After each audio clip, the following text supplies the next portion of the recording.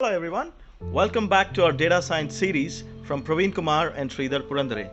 As we discussed in our first video, we need to pick up basics of statistics, Python or similar and domain skills to become a good data scientist.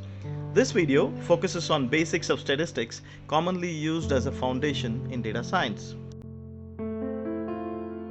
There are a lot of jargons related to data science and it feels overwhelming.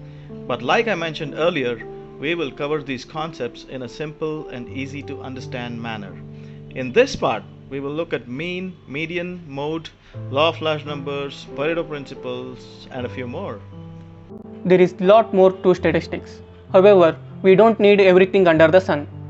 This is a curated list of few concepts to familiarize yourself for data science. Let's look at mean, median and mode. Mean is nothing but the average value of given set of numbers. As shown, all we have to do is make sum of all numbers and divide the sum by count of numbers. Median is the middlemost number when sorted in ascending or descending order. Mode is the element which occurs most often in the collection. How is your data distributed? Remember the distribution of marks by different students that we studied in school. Table shows marks by students, frequency, and FD square. Few students are top performers while few are at the bottom. A majority are distributed in between. Think about appraisals in a company. Top performers may get promoted with a raise. Low performers may not get a raise, or even worse, they may get fired. Standard deviation is a very popular measure in data science. We can calculate skewness and correlation of data sets that helps analytics and predictions in machine learning. The central limit theorem is about taking samples and finding the means. As you take more samples, your graph will look more like a bell curve. For example, look at the average weight of students of a school distribution. By dividing them into smaller groups for sampling and calculating the means, the graph produced will be a normal distribution. Hypothesis testing in statistics is a way for you to test the results of a survey or experiment to see if you have meaningful results.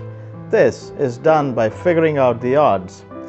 Think about this girl staying in a hotel which has an emergency fire alarm system. There are 4 possibilities. No alarm, no fire.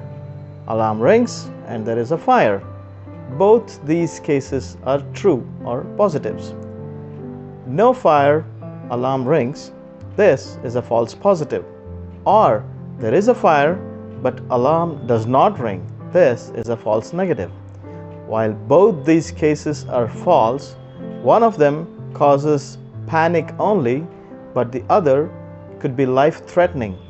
When working on machine learning problems, we should consider these 2 cases in mind and program accordingly.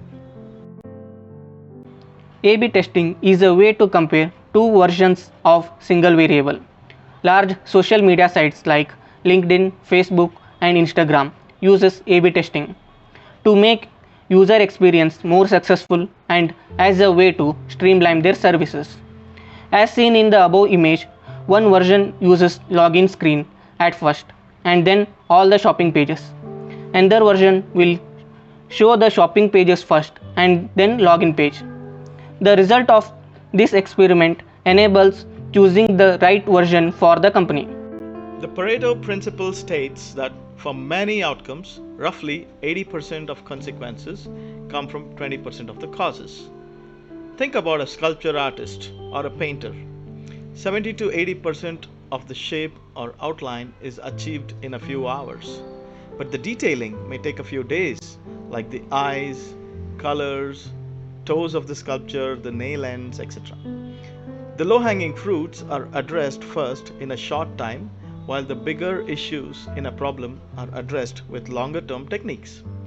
Pareto also implies that most things in life are not equally distributed. The same thing applies for your data sets too in machine learning. The law of large numbers is a theorem that describes the result of performing the same experiment a large number of times. According to the law, the average of the results obtained from a large number of trials should be close to the expected value and will tend to become closer as more and more trials are performed. When you go to the mall, you may have seen some games like guess the number of jelly beans in a jar. Machine learning results get more and more accurate with a large set of data. Let's say your friend inquires you about a house in the prime area where you stay is available for 200k. But you know that the price in that locality is not even close. As per your knowledge, you may know that it is anywhere between 500 to 700k. Confidence interval is a measure depicting your confidence about a value range. I am 90% confident that it will take 40 to 50 minutes to reach the city. I am 50% confident that I will make money in this trade. Many machine learning programs use confidence intervals when validating accuracy. Here is a quick recap of what we discussed so far. Thank you for watching the video. There will be more videos coming soon. Keep watching the space. Goodbye and have a nice day.